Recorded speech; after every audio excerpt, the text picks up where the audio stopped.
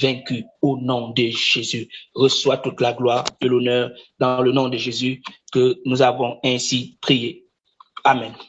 Seigneur te bénisse. Alors, nous allons aller très rapidement derrière, on court derrière le temps. Nous allons prendre nos Bibles dans le livre de Jean. Jean chapitre 19, le verset 34. Jean chapitre 19, verset 34. Alors, le verset dit, « Mais un des soldats lui perça le côté avec une lance et aussitôt, il sortit du sang et de l'eau. » Parole de l'Éternel. Alors, je bénis Dieu parce que le Seigneur m'a encore mis à cœur ce midi pour prêcher sa parole. Le Seigneur m'a encore permis de pouvoir me tenir devant vous pour enseigner, pour prêcher en quelques minutes la parole qu'il m'a communiquée. Cette parole ici, c'est une révélation très profonde qui va encore, bien aimer, nous booster dans notre foi, dans notre marche avec le Seigneur, qui va encore nous amener, n'est-ce pas, à grandir dans notre identité, dans notre connaissance. Et cette parole va produire certainement la guérison, la restauration, et que dans ta nouvelle, dans ton cette parole va encore t'amener à connaître davantage qui tu es, ton identité et surtout ce que Christ a encore accompli dans ta vie. Alors, je le disais la dernière fois, pendant que je prêchais sur la puissance de l'œuvre de la croix, nous avons vu comment Dieu, n'est-ce pas, au travers de la croix, a exprimé son amour envers nous et en même temps a voulu que nous aussi, nous puissions exprimer, n'est-ce pas, de l'amour les uns pour les autres. Aujourd'hui, je voudrais encore te dire que sur la croix, il n'y a pas seulement la croix, parce que beaucoup regardent Jésus-Christ sur la croix, mais ils ne voient pas certaines choses. Il y a des actions prophétiques, il y a des choses qui se sont manifestées lorsque le Seigneur était sur la croix. Et vous allez voir que certains vont vous donner même les paroles, n'est-ce pas? Même les paroles que Jésus a prononcées sur la croix ont une révélation. Peut-être un jour, on va essayer de toucher aussi cet aspect. Les paroles que Jésus a prononcées quand il était sur la croix ont aussi une certaine révélation qui viennent encore nous booster dans notre relation avec Dieu. Mais aujourd'hui, je voudrais que nous puissions nous pencher sur le mystère de la côte de Christ. Le mystère de la côte de Christ. Alors déjà par définition, quand nous voyons dans un sens général, lorsqu'on parle de la côte, on parle d'un os courbé qui fait partie de la cage thoracique. Ça, c'est en biologie. Quand on parle de la côte, on parle d'un os courbé qui fait partie de la cage thoracique. Et ici, vous allez remarquer que dans le corps de l'être humain, la cage thoracique, ou bien plutôt la côte, j'allais dire, ici, permet de protéger, premièrement, la côte que vous voyez nous permet, n'est-ce pas, d'être protégés, protège notre cœur et nos poumons. Donc, si Dieu nous a formés et qu'il a placé de côté, il a mis la côte, ce n'est pas au hasard. La côte ici a un rôle très important dans le corps humain, tout comme d'autres organes qui sont sur le corps de l'homme, qui ont des fonctions bien précises et importantes. De la même manière, la côte aussi protège le cœur et les poumons. Gloire à Dieu. La côte ici permet également de soutenir la structure du corps. Ça veut dire que la côte ici te permet, n'est-ce pas, d'être stable, de soutenir la structure de ton corps. La côte, en même temps, permet de maintenir la vie, c'est-à-dire aux organes vitaux. Alléluia. Donc, quand on parle d'un organe vital, cette partie qui te permet de vivre. Alors, c'est important pour nous de le savoir que la côte que nous portons est très important dans le corps humain. Mais déjà sur le plan spirituel, sur le plan biblique, quand on parle de la côte, on fait référence à quoi? Lorsqu'on parle de la côte dans la dimension biblique du terme, la côte renvoie beaucoup plus qu'un os, parce que ici sur le plan physique, on voit l'os courbé, mais sur le plan spirituel, c'est un symbole spirituel puissant et qui tire son origine de quelque part. Vous allez remarquer, on va revenir sur ça tout à l'heure, que dans la Genèse, lorsque Dieu avait fait dormir l'homme, il a pris une partie de sa côte pour créer la femme qui s'appelait Ève. Alors, la côte ici était utilisée par Dieu pour créer la femme à partir de l'homme. Et tenez-vous bien, il y aura une révélation puissante que le Seigneur va encore nous donner en ce midi sur ce que la côte sur le plan spirituel représente pour l'Église que nous sommes. Alléluia. Alors ici, la femme n'est pas venue de la tête, parce que si la femme venait de la tête, elle va chercher à dominer l'homme. Si elle venait aussi du pied de l'homme, elle sera écrasée par l'homme. La femme est complémentaire. La femme ici est, on peut dire, est l'aide de l'homme.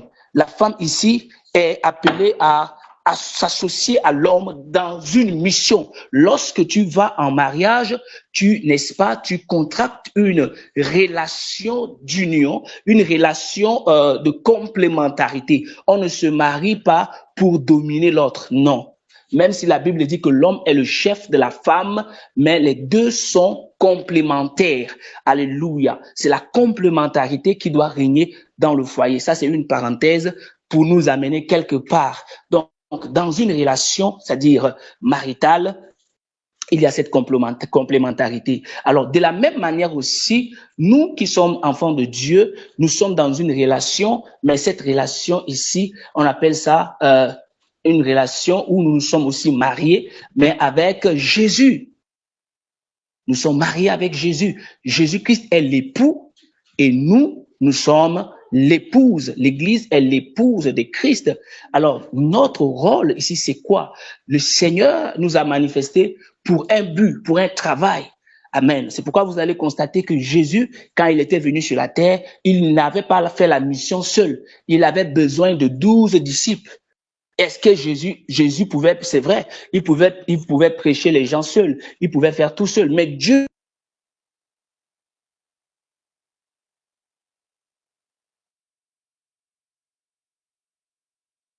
vous avez vu que la femme qui a été créée à partir de l'homme Dieu l'avait créée pour une relation de proximité, c'est-à-dire elle doit être proche de l'homme. Quand la femme est proche de l'homme, elle est bien, elle est à l'aise et elle est aussi utile pour l'homme. C'est pourquoi Dieu aussi a rendu, nous qui sommes des vases vils, il a fait de nous des vases utiles. Vils, pourquoi? Parce qu'il nous a pris de la terre. Mais il a fait de nous des vases utiles. Il nous a sortis du péché. Il nous a sortis du monde pour faire de nous des vases utiles. Alléluia. Il nous a valorisés.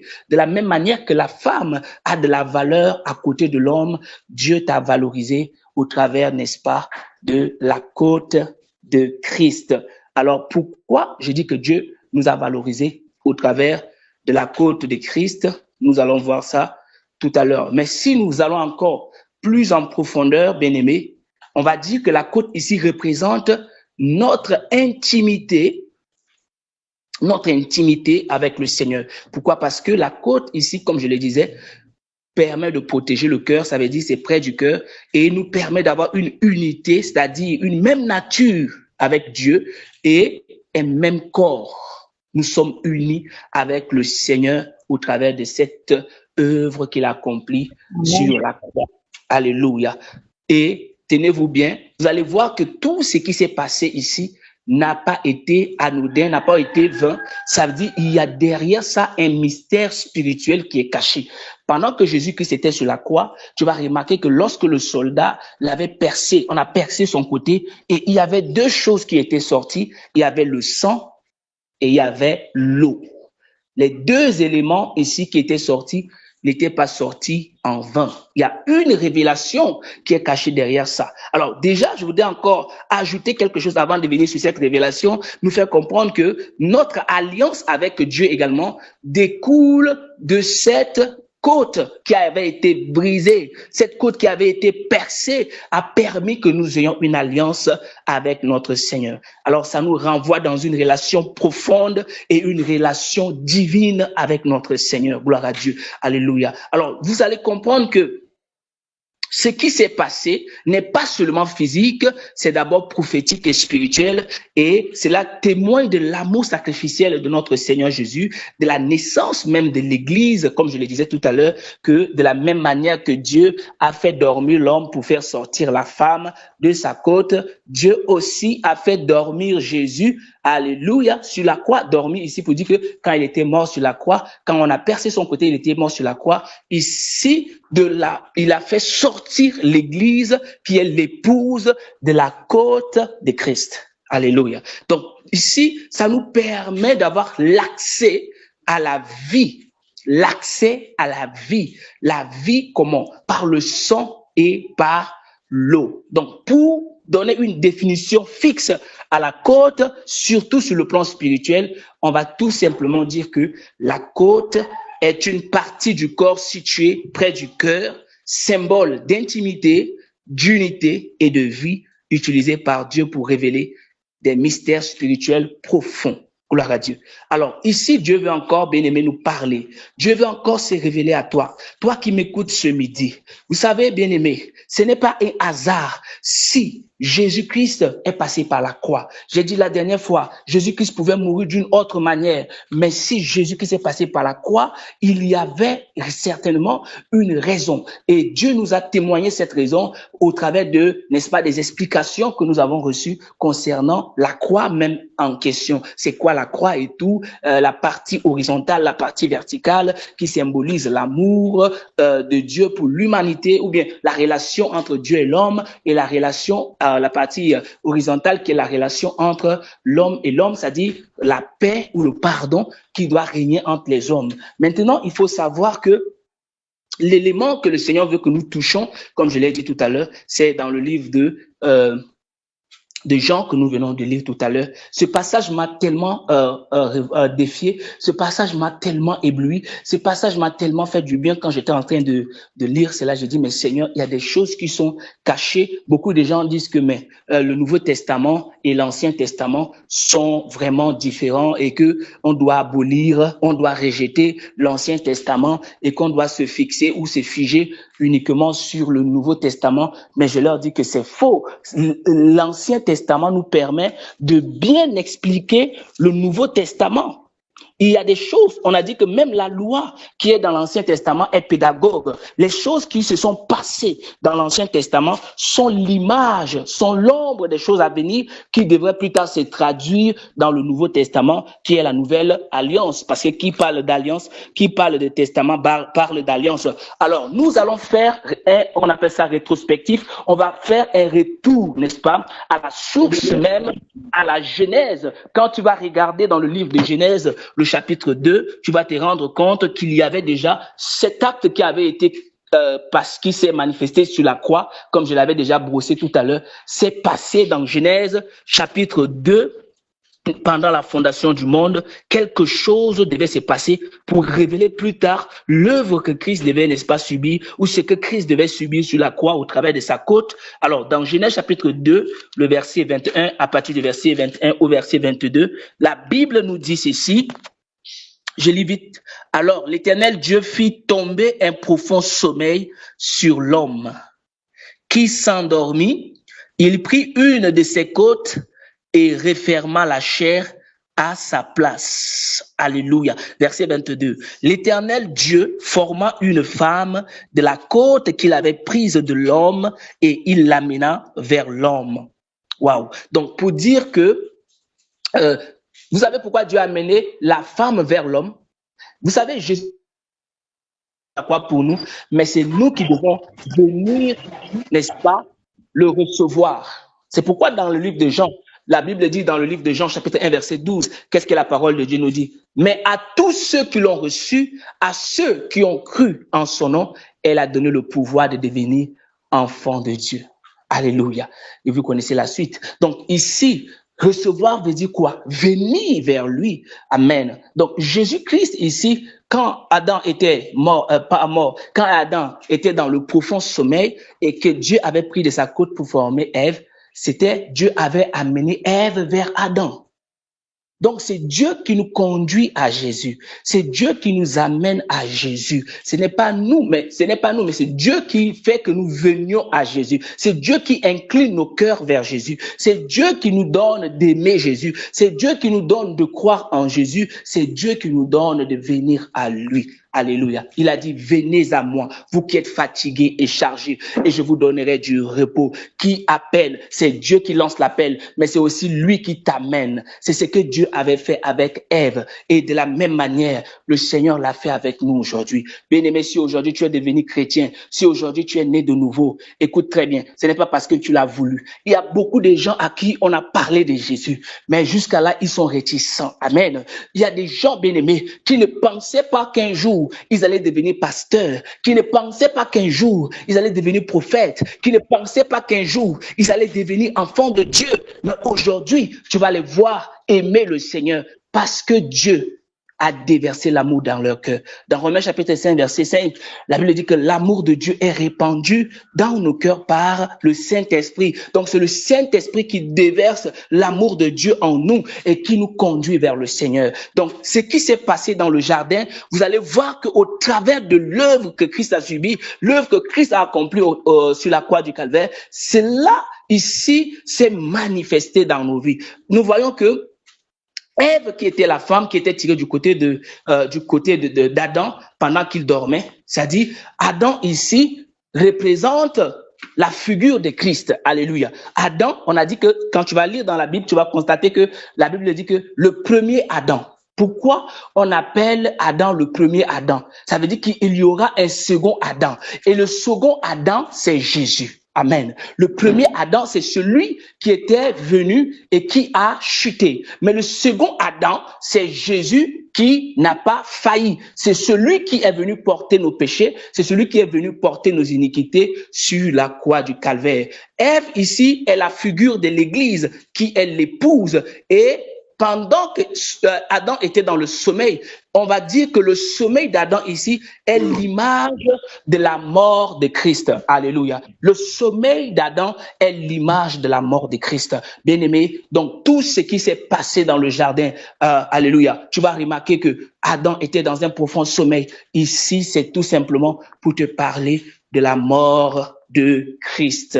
Et Dieu veut encore te parler ce midi. La côte de Christ percée à la croix ici, pendant la crucifixion ici, est un symbole, est quelque chose qui révèle ce que Dieu, le plan que Dieu a établi pour unir l'homme à Christ, pour unir l'homme à Dieu. Donc l'homme ici, c'est-à-dire l'Église, Dieu veut nous unir à Christ et nous devenons l'épouse de Christ. Que Dieu soit glorifié. Alléluia. Alors, si nous venons maintenant sur l'aspect des termes comme par exemple le sang et l'eau. Pourquoi le sang et l'eau? Tu vas voir que beaucoup de gens dans la vie chrétienne considèrent beaucoup plus le sang.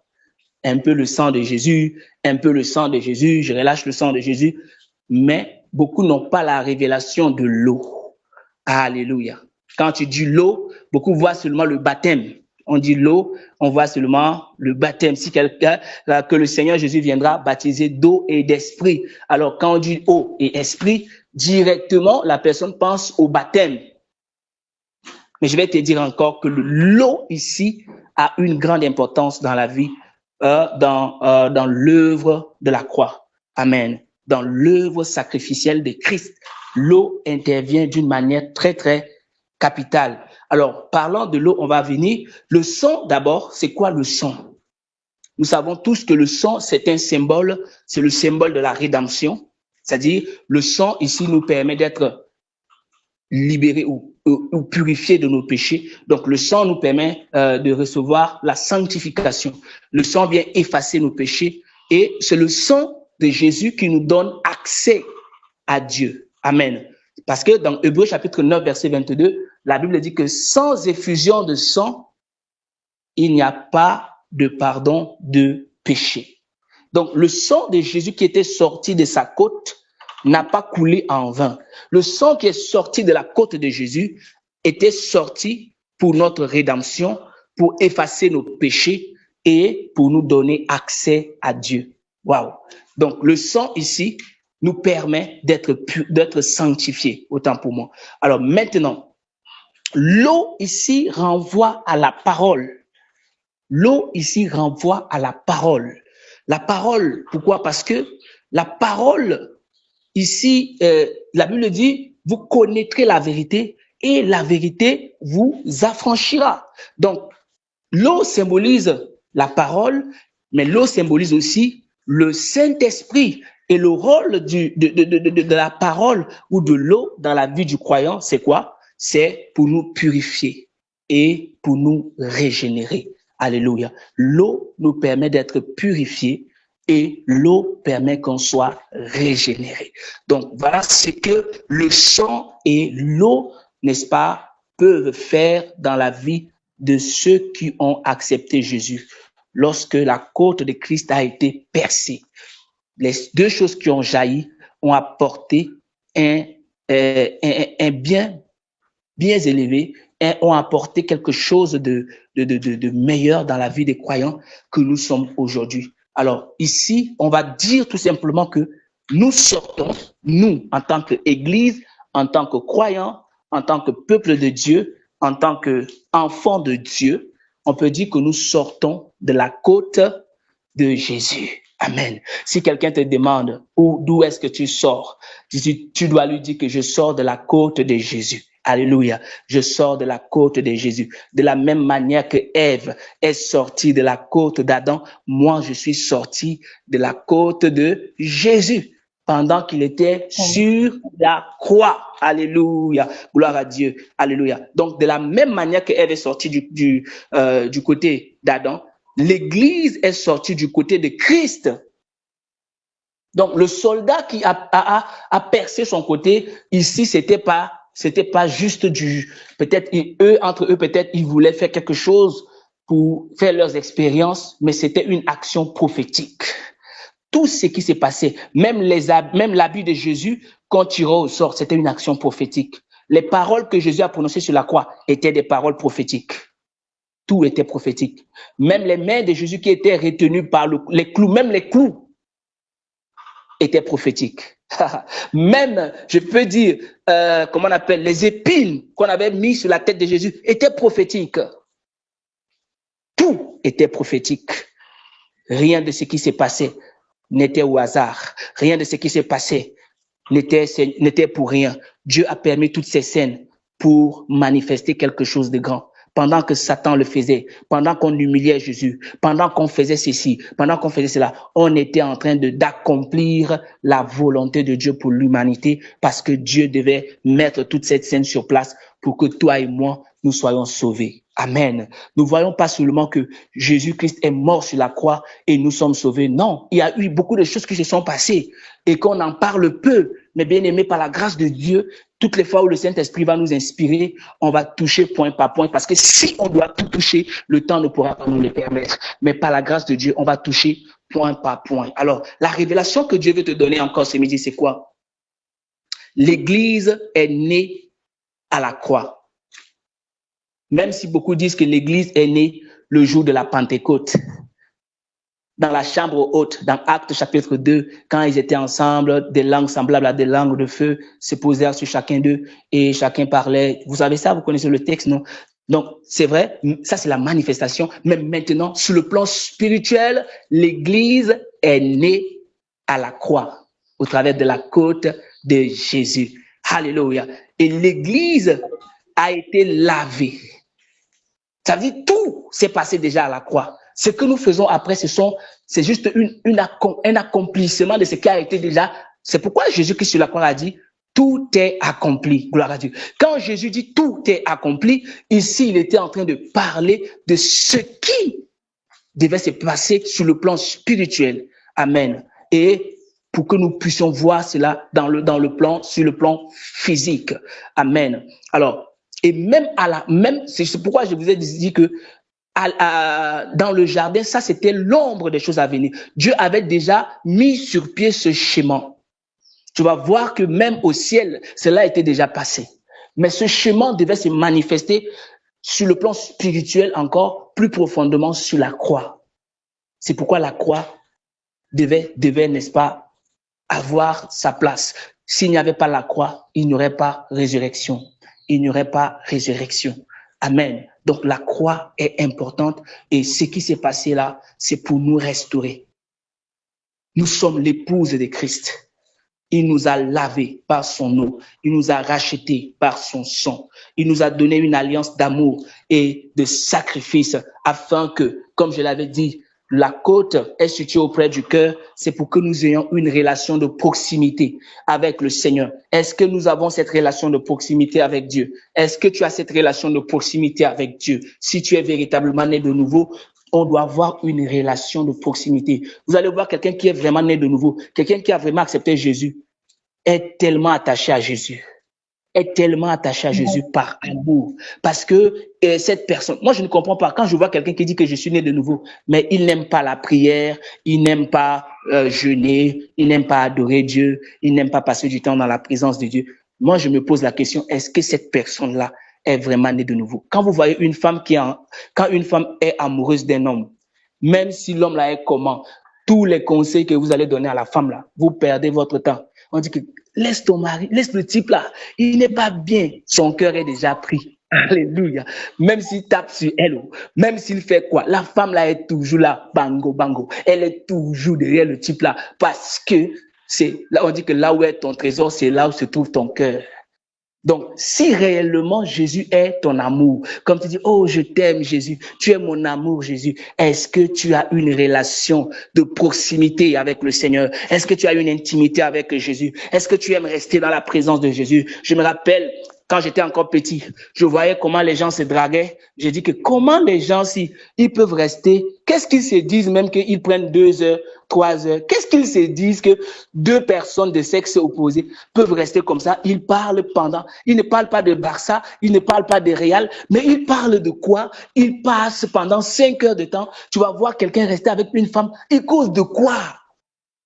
C'est quand on a grandi, quand nous-mêmes, ça nous est arrivé, ça, on a compris que, donc quand tu es avec la personne que tu aimes, tu ne vois pas le temps passer. Quand tu es avec Jésus, tu ne vois pas le temps passer. Il y a cette relation de proximité qui te lie au Seigneur Jésus, qui fait en sorte que tu veux seulement être dans sa présence. C'est comme tu accompagnes la personne te raccompagne, tu dis que non, je t'accompagne encore. Vous laissez le taxi, vous marchez à pied. Bien aimé, cette relation de proximité doit être véritablement établie si nous sommes nés de nouveau, si nous sommes véritablement sortis de la côte de Jésus. Toutes les femmes qui se sont mariées avec des hommes qui ne sont pas leurs maris ne les aiment pas vraiment.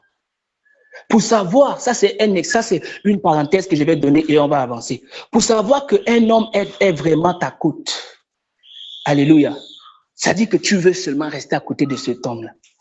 Parce qu'il y a cette relation de proximité, ce lien-là qui vous unit, ce lien fort-là. Donc, il faut qu'il y ait la proximité du cœur. Il faut qu'il y ait l'amour profond, bien-aimé, si nous sommes véritablement sortis de la côte de notre Seigneur Jésus. Jésus-Christ n'a pas donné un membre secondaire. Jésus-Christ n'a pas donné la tête pour toi.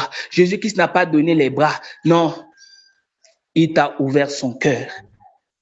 Pourquoi on a percé la côte? Il t'a dit que c'est mon cœur que je te donne. Bien-aimé, si un homme t'aime, si un homme se marie avec toi, même s'il te donne des millions, mais s'il ne te donne pas son cœur, c'est que tu n'es pas marié. Tu n'es pas encore marié. Parce que cet homme-là va aimer d'autres femmes. Mais quand un homme te donne son cœur, c'est toi ou rien. C'est toi ou rien. C'est de la même manière que nous aussi, Jésus nous aime. Alléluia. Nous sommes dans son cœur. Est-ce que tu sais que tu peux imaginer que même jusqu'à maintenant, le Seigneur Jésus continue à intercéder pour l'Église? Est-ce que tu peux imaginer ça? Il est notre avocat. Est-ce que tu peux imaginer que même maintenant, même quand tu pêches, Jésus-Christ est en train d'intercéder là-bas pour toi? Pourquoi? Parce qu'il t'aime. Quand Jésus-Christ était sur la croix, c'était par amour qu'il est resté pour nous. Alléluia. Alors, bien-aimés, nous devons savoir que notre intimité avec Dieu est très importante si véritablement nous sommes sortis de sa côte. Alléluia. Et Dieu également veut que nous montrions un amour total envers lui. Que nous manifestions un sacrifice complet envers lui. Et que nous ayons une alliance éternelle avec lui. Alléluia. Le Seigneur nous appelle, bien-aimés, à nous attacher à lui. C'est pourquoi Paul a dit que ce mystère est grand. Je dis cela par rapport à Christ et à l'Église. Ce mystère est caché, mais ce mystère est révélé par le Saint-Esprit. Le Seigneur veut que nous puissions connaître l'importance d'être attachés à lui. Alléluia. Et ce qui s'est réellement produit lorsqu'on avait percé sa côte. Bien-aimé, j'estime que lorsqu'on avait percé la côte de Jésus, ça lui a fait tellement mal. Ça lui a fait tellement mal.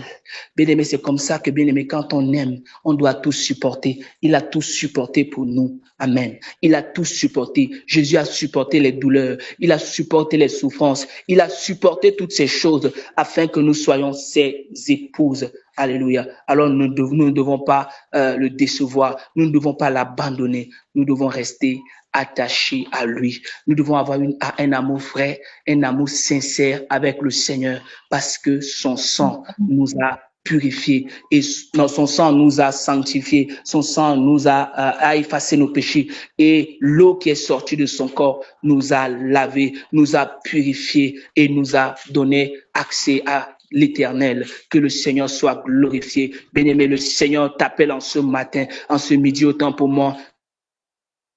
Sauvé pour rien. Il t'appelle à le servir avec amour. Tu n'es pas sauvé superficiellement. Tu n'es pas né du côté ouvert de Christ. Alléluia. Tu es né plutôt du côté ouvert du Christ. Tu n'es pas né n'importe comment. Tu fais partie de son corps. Tu es connecté à son cœur. Et le Seigneur veut que tu exprimes un amour profond, un amour vrai, un amour qui a un sens réel envers lui. Voilà ce que le Seigneur nous demande ce midi. J'aimerais que tu puisses encore ouvrir ton micro et lui dire merci pour ces deux choses qui se sont passées, pour l'eau et le sang qui ont jailli de sa côte pour nous. Élève ta voix, dis-lui Seigneur, je te dis merci pour l'eau et le sang qui ont jailli de ta côte pour moi. Au nom de Jésus-Christ, ouvre ton micro, commence à parler à Dieu. Bénis le nom de l'Éternel, bénis le nom de ton Créateur parce qu'il t'aime, parce qu'il t'a racheté. Au nom puissant de Jésus, je viens encore te louer, Père. Je viens encore t'élever, Père. Je viens encore t'exalter, Seigneur.